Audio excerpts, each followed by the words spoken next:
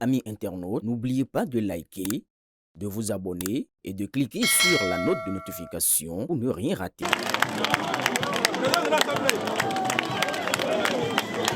Pas de répit pour le président du bloc républicain Abdoulaye Bio-Tchane et sa délégation. Ce lundi 6 avril 2026, cap sur Kéru dans la 4e circonscription électorale pour une nouvelle étape d'une campagne qui gagne en intensité. Sur place, l'accueil est à la hauteur de l'enjeu.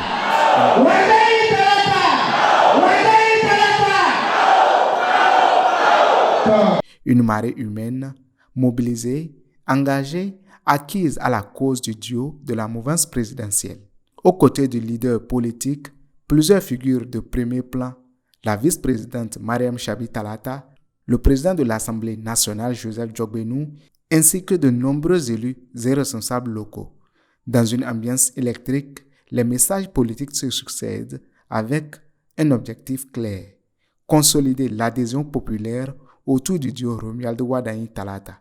Premier à prendre la parole, le professeur Joseph Djogbenou transmet un message fort, celui du chef de l'État, Patrice Talon, insistant sur la continuité et les acquis à préserver. Il a demandé à Abdoulaye Bio-Tchane et à moi-même de vous dire ses remerciements. Vous lui avez confié le pays pendant 10 ans et Kéru l'a soutenu. Kéru a prié pour lui et son gouvernement. Il nous a chargé de vous dire que le peu qu'il a pu faire, qui nous a permis de venir à Kéru sur une voie route bitumée, que c'est vous qui avez fait ça. Que c'est votre volonté qui lui a permis de faire. Que ce sont vos prières qui lui ont permis de faire ça. Et qu'il sait bien qu'il y a beaucoup de choses encore à faire à Kéru. Et que c'est pourquoi, parce que vous êtes restés derrière lui, parce que vous lui avez fait confiance, il prend votre confiance et il la remet à Wardani et à Talata. Il vous demande de les soutenir, il vous demande de les accueillir, il vous demande de prier pour eux, parce qu'il sait que ce qui reste à faire à Kéru, ce qui reste à faire à Kouandé, ce qui reste à faire à Ouassap et Onko, Wardani et Talata vont faire ça.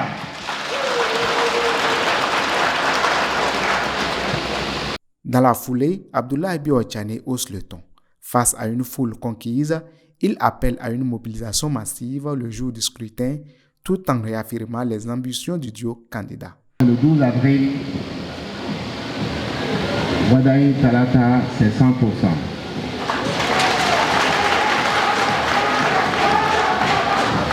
Est-ce que c'est 100%? Est-ce que c'est 100%? Est-ce que c'est 100%? Parce que je serai ici le 12 avril au soir. Mais je sais que ça va se faire parce qu'il y a une première raison pour laquelle ça va se faire. Nous avons la meilleure vice-présidente du Bénin, la meilleure vice-présidente d'Afrique. Donc je sais que nous n'allons pas la laisser tomber. Personne ici ne va la trahir. Nous savons que le 12 avril, tout le monde sera ici à Kéru, derrière Mariam Talata. J'ai confiance que le vote ici ne sera pas moins que ce qui a été fait le 11 janvier. Et donc je suis confiant que ici à Kéru, Wardani Talata, ce sera le 12 avril 100%. Quand je regarde dans la salle ici, tout le monde, chacun de nous ici a une raison pour laquelle elle soutient le projet Romuald Wardani Mariam Talata. Le projet qui est proposé par notre duo, c'est un projet qui résout ces problèmes-là et qui, sur le septennat qui vient, va donner des réponses satisfaisantes pour le développement à la base dans Kéru, dans les 2 KP, dans la Tapora et dans tout le Bénin. C'est pour ça que j'ai confiance que chacun qui va réfléchir sur ce qu'il va gagner dans le septennat qui vient va aller forcément voter pour le duo Talata-Wadaye. Très attendu, la vice-présidente Mariam Chabi Talata joue la carte de proximité.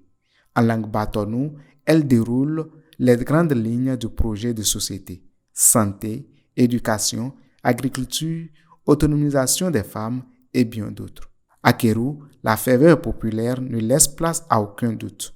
La bataille électorale s'intensifie et le duo Wadaye Talata peut compter sur une base mobilisée et déterminée grâce à ses soldats.